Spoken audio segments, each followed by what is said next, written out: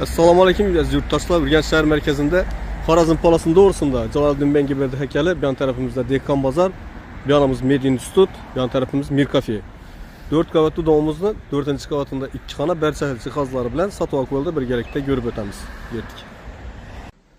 Yurtdoshlar 4. qavata geldik. Bismillahirrahmanirrahim. Giriş prixojimiz.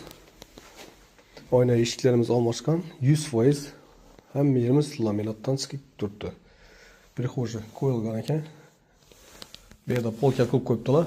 Patologlarimiz yine koridorlarning ishining görünüşte ishlangan. Yan tarafimiz sanuzel. 100% kafeldan chiqib turibdi. Umumanlik qo'yilgan.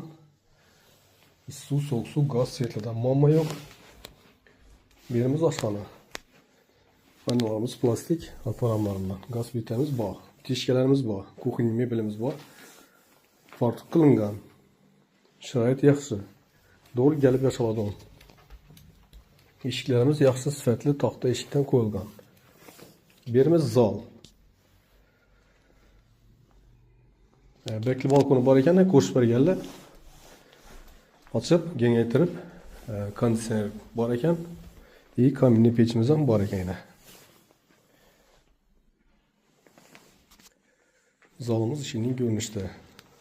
Görüp turgan narsalarimiz qoladi, mana esa vallahi televizor, shkaf, mebel, spalnilar. Bu yerimiz spalni. Bu yerimizda mana akkuratni.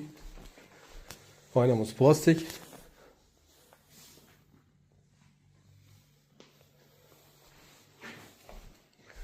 Lokatsiyani aytib o'tdim. Dehqon Bozor'a yakın, Mir Cafe'nin yanında, Media Institute'dan dım yakın. Bahasına geladigan bo'lsak, 350 milyon so'm yurtdoshlar ekrandagi nomerlarga chiqaverasizlar. Sog'lom bo'linglar, ishlaringiz omad.